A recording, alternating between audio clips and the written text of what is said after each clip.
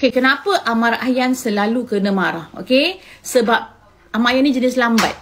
Dia daripada kecil memang jenis tak sigap. Kita bukanlah kata anak kita tak bagus. Tapi sebab kita ni nak train. Kalau kita bayangkan kehidupan dia lambat macam tu kan. Kita tengok sakit mata sebab mak bapak dia laju.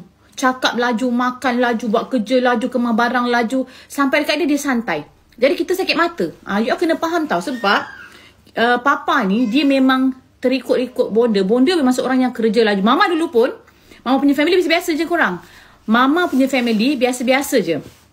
Okay, jadi bila mama kahwin dengan papa, tapi mama sejenis yang cergas lah. Cergas tau. Maksudnya, walaupun kita kahwin, kita jenis, mama dulu macam kalau nak siap kan, contoh kan, jomlah kita pergi orang kahwin, siap sekarang lepas 1 jam baru siap. Okay, macam kalau dengan papa, kalau dia kata pukul 1 nak pergi, pukul 12 engkau dah kena siap. Sebab dia akan siap lambat, tapi dia siap sekejap. Jadi kita, kalau kita lambat, kita memang meminta-minta. Tak payah kita nak feeling-feeling keluar lambat bawa handbag, tak. Kita kena siap dulu pada dia. Kalau dia tunggu kita, kita memang kena maki. Macam mama dah faham. Okay. Yang kedua, dia tak boleh tengok orang lambat.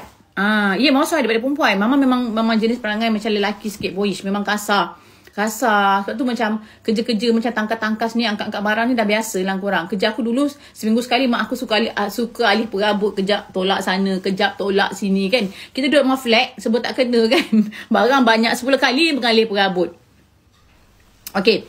So, bila mama kahwin dengan dia, mama rasa macam diorang laju gila. Diorang makan laju, masak laju, semua laju. So, bila kita dah masuk dalam family tu, kita terikut-ikut cara. Okay? Mama tak kecil hati ke kena maki dengan suami? Okay, jujur tipu lah. Tipu kalau tak kecil hati. Dulu kecil hati sampai menangis hari-hari, nangis. Tapi, lama-lama, bila kita faham, memang perangai dia macam tu. Okay? Tapi sebenarnya dah kurang banyak tau. Bila dia makin berusia ni dah kurang. Dia dah banyak slow. Dulu, ya Allah, dia betul-betul baran.